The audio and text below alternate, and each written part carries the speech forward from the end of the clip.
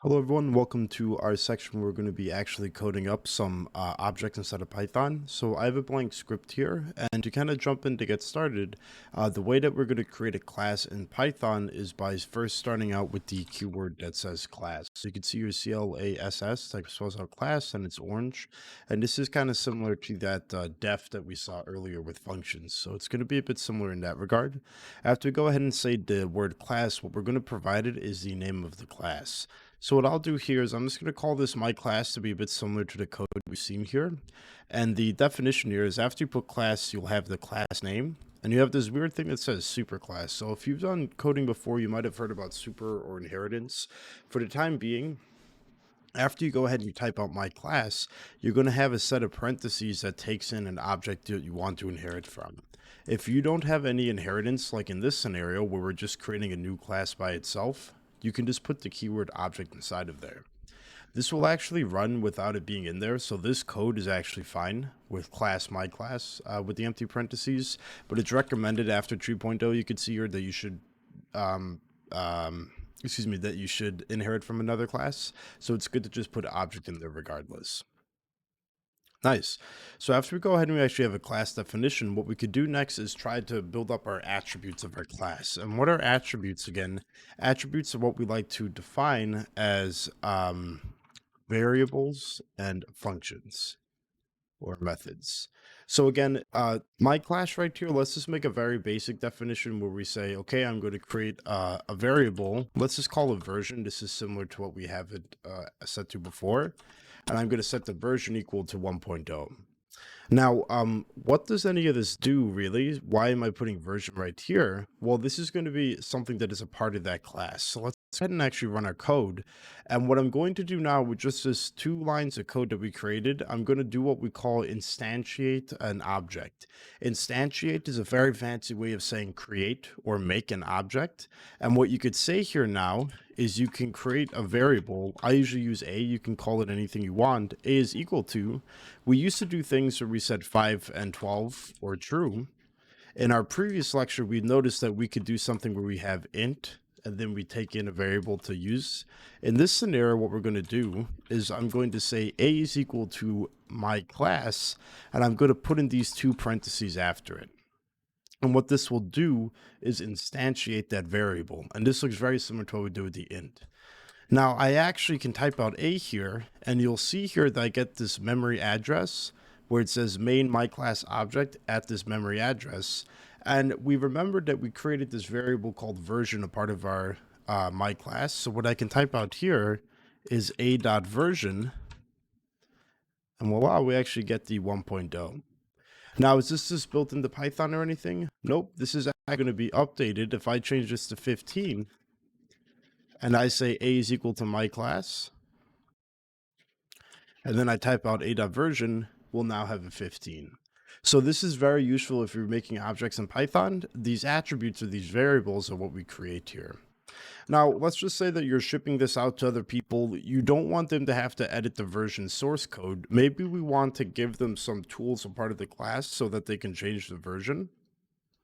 What we can do here is create a function. Now, there's a few things that we need to remember when we're making functions, and you might have seen it if you took in a look at some of the objects inside of, or excuse me, some of the notes. You see this keyword called self, and I want to kind of explain what's going on here when we're making this function. So what I'm going to create is I'm going to create a function called def set version. And what this is going to do is it's going to go ahead and take in a parameter. I'm going to call it user version. And then what I'm going to do here is I'm going to say something like version is equal to user version. Now, essentially what this is doing is it's getting this variable from up here and sending it to user version. You might have noticed though that we have this self that I'm not going to use here. And let's just see what happens if I try running this code. So I'm going to say a is equal to my class.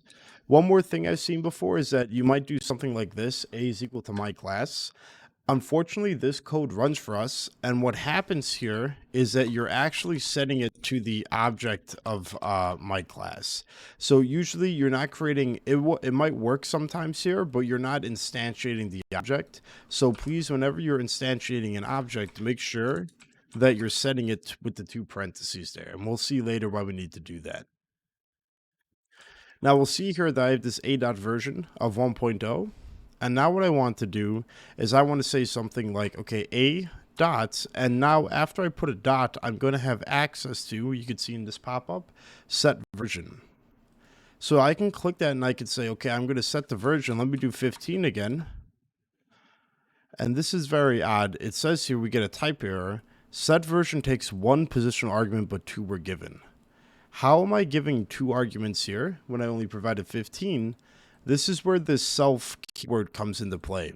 So very similar to humans and maybe our hair color example is that every object in Python needs to have a self attribute to distinguish itself from other objects that are in Python.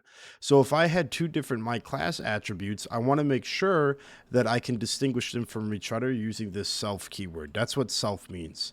And again, with their human analogies that I might have brown hair and someone else might have blonde hair, and ourselves are going to distinguish ourselves. Even though we're both human, the self is going to distinguish our hair color from each other. So what does this mean logically? Essentially what this means is that you're always going to need to provide the self keyword in your parameter list of your function if you're making a function in a class. That's just required. And what this does is it tells Python, hey, I want the object A that you created earlier. A is referenced as self. I want A to be set to the user version. So now if I go ahead, a.myClass, a.version, a.setVersion, and let me get a.version again. It looks like, unfortunately, we also have this issue where it's not updating my version here either. Now, how come my version isn't being updated? Let me try to print out a.version. It's not doing it for me either. What's happening is that this version idea is set, but it's not going to be changed because we're also not using this self keyword with our variable. So self, again, not only needs to be referencing in the parameter, but it also needs to be referencing these variables themselves. So this is where object-oriented programming is a little more complicated because we're introducing a few new variables, or excuse me, keywords that you need to keep track of. But essentially, if you're making variables that belong to a class, what you're going to say now is self.version is equal to 1.0. And down here, when I take into self and user version, I'm going to say self.version is equal to user version. Now, again, why am I doing this? This is to distinguish the different versions of these two classes. Not two classes, but however many objects that you want to define there. Nice. Now, for the time being, because we're not looking at the constructor yet, the version might give us an error. Let's go ahead and see if this one will work for us.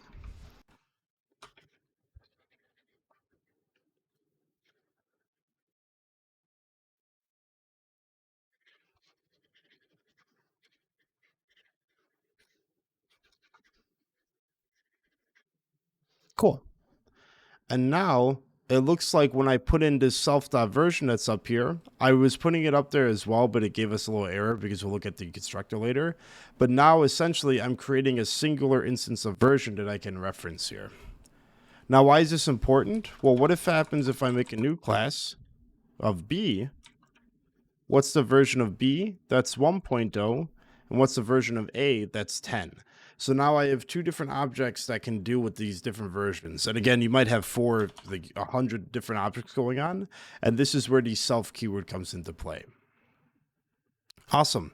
Now, one more thing that I want to do here is that I want to see how we can get the self.version to be changed around here and be returned without having to do a.version. What we could say here is something like def of get version. And now if I'm getting a version, and this is called setters and getters in Python a lot, that's what we refer to them as. If I'm getting a version, what I'm going to do is I still need to provide myself, but the only thing I'll need to return here essentially is my self.version that was created when I set it. So again, now if I go ahead and create this guy, my class a.set version to 10, a.get version, we'll notice I'm getting the 10 back because my version is there.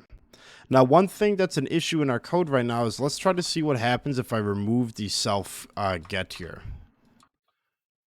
We'll see here that my version isn't actually defined because this is one, it looks weird because we think it is defined, but we want to make sure that we are referencing the individual instance of this version. So that's where we have this self command.